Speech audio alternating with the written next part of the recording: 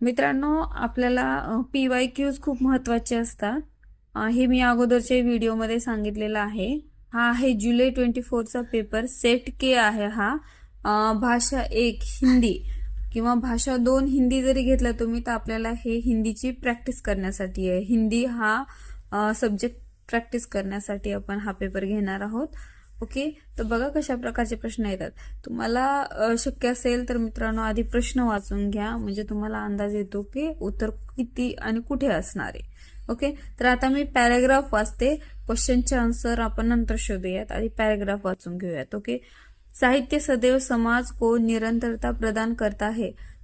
यह साहित्य और समाज का गहरा संबंध ही है कि साहित्य में समाज के विश्रृंखलित होते सिद्धांतों और टूटते बिखरते मूल्यों की चिंता बराबर बनी रहती है.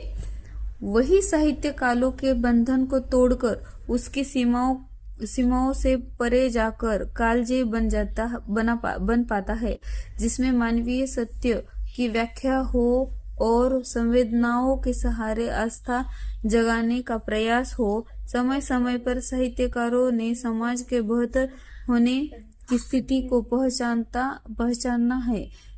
कुछ रचनाकार हमारे साहित्य पटल पर ऐसी गहरी छाप छोड़ जाते हैं, उनकी आवश्यकताओं हर युग में बनी रहती है. जिनके विचार सदैव तरोताजा ही रहते हैं और जिनकी रचनाएं समाज को दीप्त करने का दायित्व निभाती चलती है. उनका साहित्यकार व्यक्तित्व केवल समस्याओं को ही नहीं परखता, बल्कि मनुष्यता में विश्वास को बचाए रखने की कोशिश करता है. ओके, तो बघा क्वेश्चन काय. समाज के बदतर होने की स्थिति. समाज के बदतर होने की स्थिति आता है वाक्य में रेखांकित शब्द का अर्थ है. बदतर म्हणजे काय, खूपच वाईट, म्हणजे अत्याधिक बुरा म्हणून याचं उत्तर आहे. आपल्याला बघा 1 मिनिटाचाही वेळ नाही, 10 सेकंदही नाही लागले. बदतर होना म्हणजे काय, अत्याधिक बुरा होना. गद्यांश के अनुसार साहित्य में किस तरह की चिंता झलकती है. किस तरह की, तर याचं उत्तर आहे 4 नंबरचं, मूल्यों के बिखरने की चिंता झलकती है. बघा, कौन सा साहित्य कालजयी सत्य बन पाता है. जो मानवीय सत्य की व्याख्या करे, जो बिखरते सिद्धांतों की चिंता करे, जो पाठकों का मनोरंजन करे, जो समाज का दर्पण हो. त्याचं उत्तर आहे 1 नंबरचं, जो मानवीय सत्य की व्याख्या करे. नेक्स्ट क्वेश्चन बघा. विश्वास शब्द का अर्थ. विश्वास शब्दाचा अर्थ आपल्याला माहिती आहे काय आहे, निश्चित धारणा. ओके, नेक्स्ट बघा. विशृंखलित में प्रत्यय. याचा विशृंखलित इत प्रत्यय हा शेवटी येतो. शेवटी जो असतो का तो प्रत्यय असतो. ओके, त्याचं उत्तर आहे 1 नंबरचं इत. विशृंखलित इत म्हणजे हा इत. ओके, नेक्स्ट क्वेश्चन बघा. साहित्यकारों ने समाज की किस स्थिति को पहचान करने का प्रयास किया है. तो उन्नतिशील समाज, बिखरता हुआ समाज, विश्वास की ओर अग्रेसर समाज, पतन की ओर जाता हुआ समाज. त्याचं उत्तर आहे 4, पतन की ओर जाता हुआ समाज. बघा, कालजयी से तात्पर्य है. कालजयी म्हणजे काय, काल विशेष की सही व्याख्या करता हो, अल्पकाल तक रहने वाला, जो काल विशेष में बाधा हुआ हो, आणि 4 नंबरचं हर काल में प्रासंगिक हो. म्हणजे 4 नंबरचं हर काल में प्रासंगिक हो. ओके, नेक्स्ट क्वेश्चन बघा मित्रांनो. किस तरह के साहित्यकारों की आवश्यकता हर युग में बनी रहती है. ओके, तो जो समाज, ऑप्शंस बघा. जो समाज को नैतिक बनाते हैं, जो समाज का विकास करते हैं, जो समाज को जागरूक करते हैं, जो समाज का मनोरंजन करते हैं. त्याचं उत्तर आहे 3 नंबरचं, जो समाज को जागरूक करते हैं. ओके, नेक्स्ट क्वेश्चन बघा. समाज को गति कौन प्रदान करता है? शिक्षा, साहित्य, विज्ञान, तकनिकी विकास. त्याचं उत्तर आहे 2 नंबरचं साहित्य. ओके. आता बघा आपला हा पॅराग्राफ होता, इतक्या वेळ पॅराग्राफवरचे क्वेश्चन्स होते. अर्धे क्वेश्चन जर जेव्हा तुम्ही वाचाल ना तेव्हा मित्रांनो लगेच समजून जातात. आता बघा पुढं आहे कविता. ओके, पद्मांश. तर त्याच्यावरचे काही क्वेश्चन्स बघा, सुरू करूयात.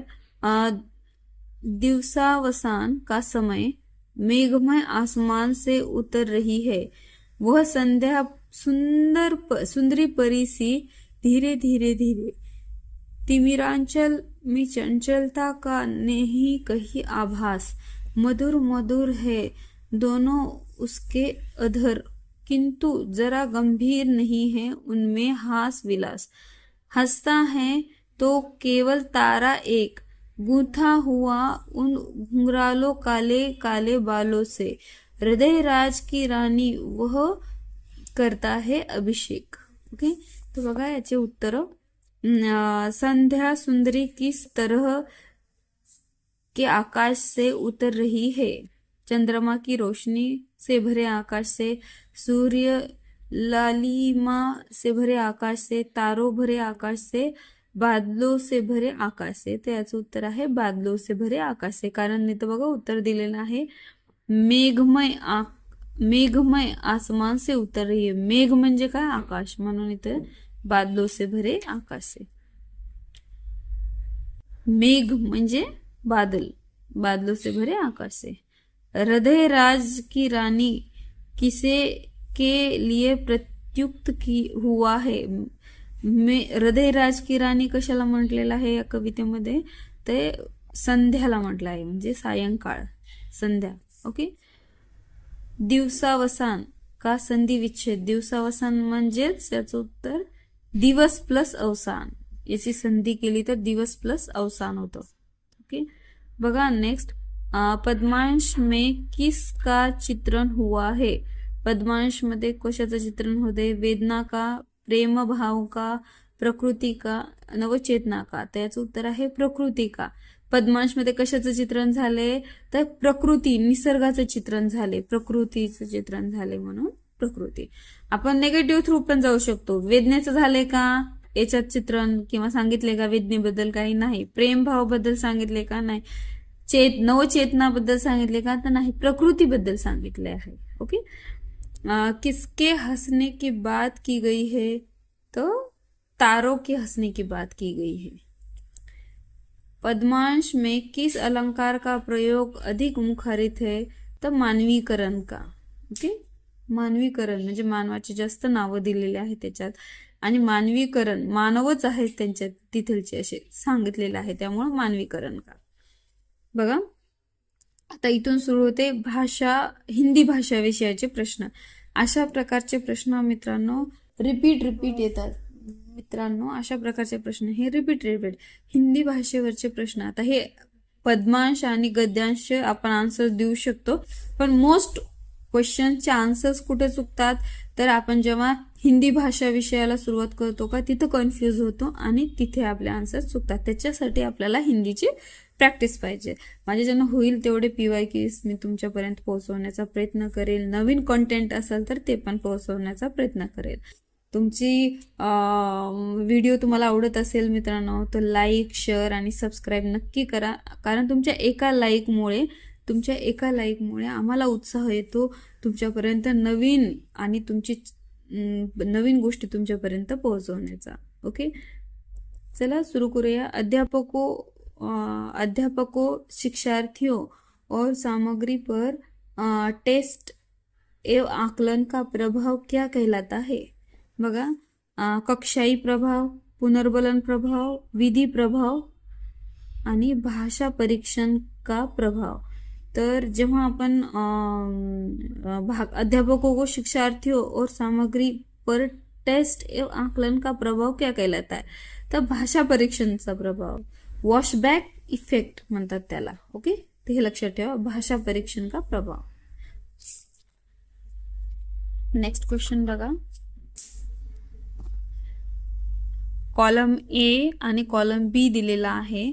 बघा, भाषा शिक्षण विधियां और कॉलम बी मध्ये उनके समझ या संबंधित गतिविधियां हैं. ओके, तर बघा पहिला प्रश्न काय आहे, संप्रेषणात्मक भाषा शिक्षण. याच्यातलं काय असू शकते संप्रेषणात्मक भाषा शिक्षण? सामाजिक रूप से स्वीकृत और संदर्भ के अनुरूप भाषा, म्हणजे सामाजिक रूपामध्ये काय स्वीकृत आणि संदर्भ देऊन त्यांना शिकवणं. ओके, नेक्स्ट आहे प्रत्यक्ष विधी. प्रत्यक्ष विधी म्हणजे काय, एक्सपेरिमेंट. म्हणजे काय, व्याकरण को आगमनात्मक तरीके से पढ़ाना, म्हणजे आपल्याला रोजच्या व्यवहारातली उदाहरणं वगैरे देऊन व्याकरणचं शिकवायचे. नंतर काय, व्याकरण अनुवाद. व्याकरण अनुवाद म्हणजे लिखित साहित्यिक सामग्री त्यांना पोहोचवायची. वेस्ट की नवीन विधी म्हणजे काय, मौन पठण. ओके, त्याचं उत्तर हे सगळे जे मी सांगितले आहेत त्याचे आन्सर्स हे 3 मध्ये आहे. ओके, म्हणून याचं उत्तर आहे 3 नंबरचं. बघा, अधिगम का कौन सा मत इस बात में विश्वास रखता है कि मौखिक या अमौखिक भाषा आदत निर्माण की प्रक्रिया के माध्यम से आती है? त्याचं उत्तर आहे 4 नंबरचं, व्यवहारवादी. ओके, बिहेवियरिस्ट म्हणजे व्यवहारवादी. ओके, नेक्स्ट बघा, उपयोजनात्मक प्रश्न आहे हा.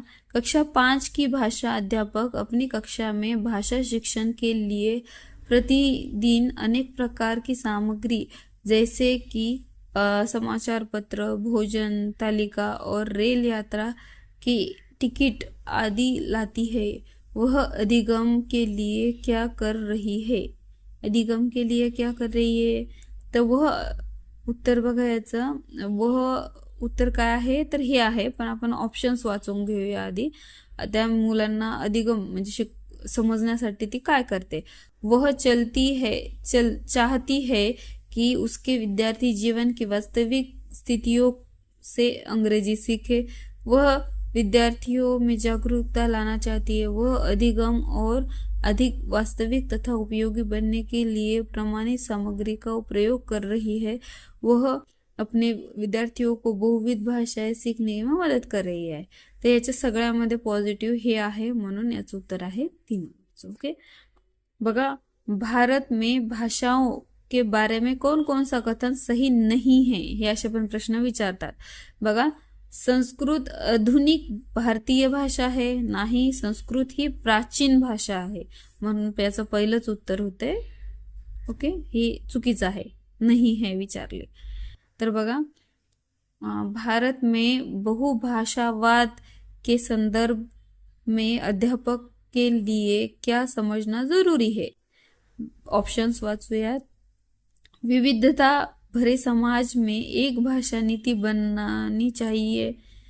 भाषा हे निगेटिव्ह आहे, एकच भाषा बनवायची. म्हणजे भाषा अस्मिता और संस्कृति ये भिन्न भिन्न अस्तित्व रखती है. ओके, संप्रेषण से सामाजिक संबंधता स्थापित होती है.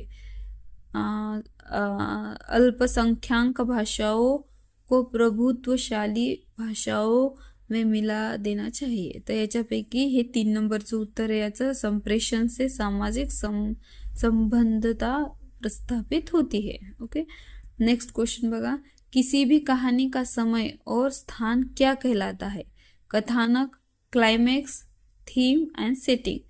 तर कहानी का समय और स्थान क्या कहलाता है? तर याचं उत्तर आहे सेटिंग कहलाता है. लक्षात ठेवा.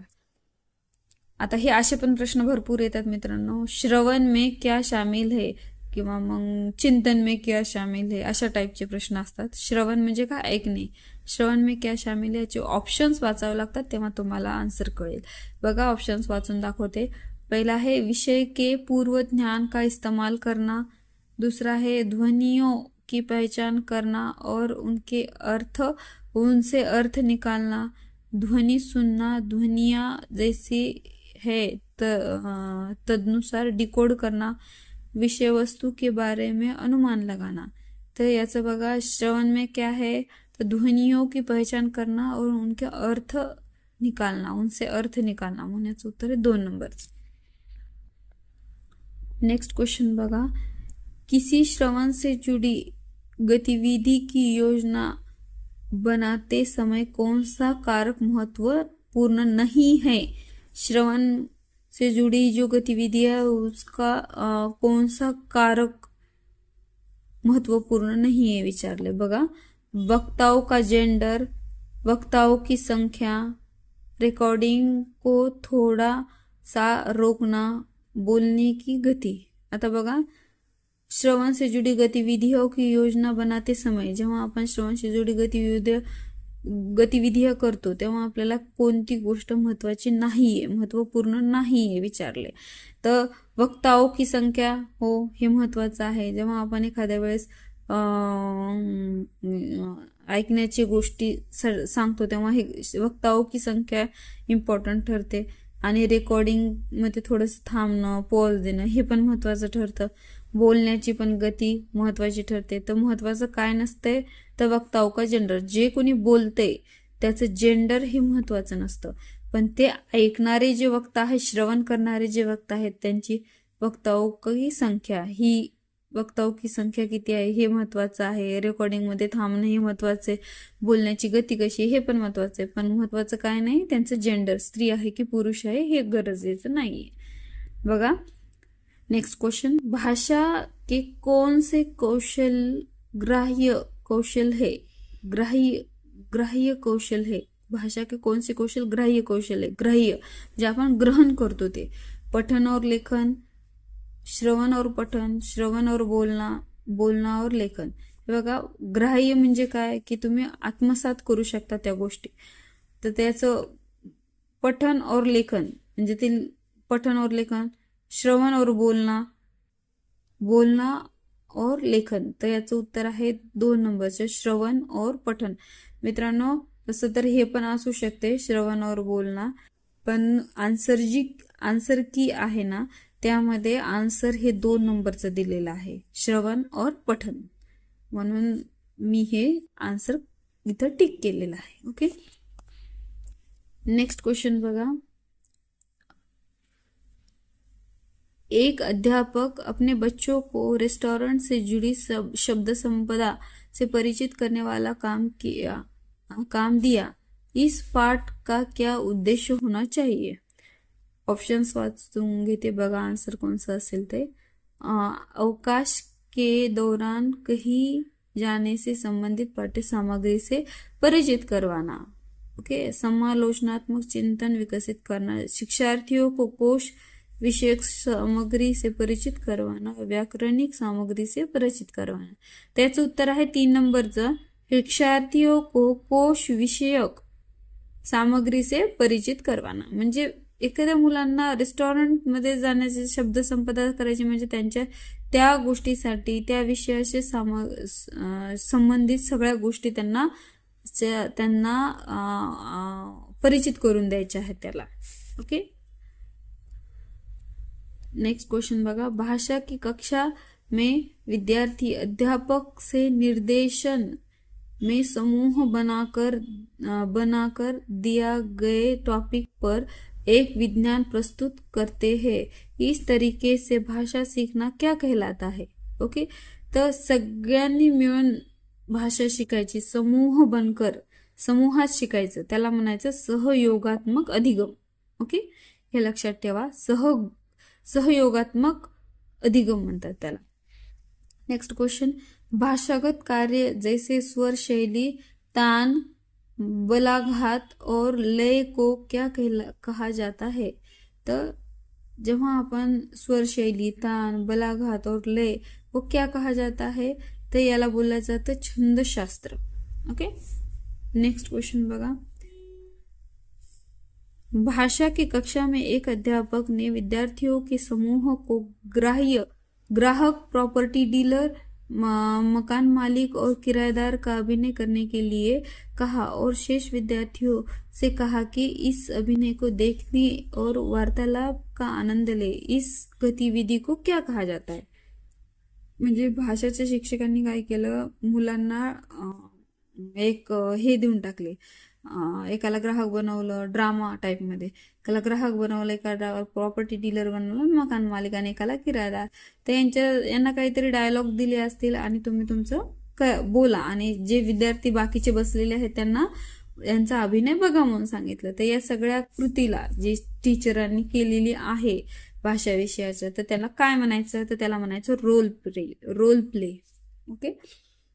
नेक्स्ट क्वेश्चन, विद्यालयों को योगात्मक द्विभाषावाद का अनुसरण करना चाहिए, क्योंकि का करायचे विद्यालयों को योगात्मक भाषा द्विभाषावाद?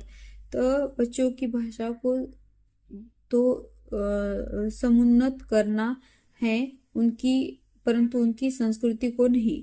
प्रथम भाषा के विकास में अवरोध पैदा करता है, बच्चे की संस्कृति और भाषा को महत्व देता है.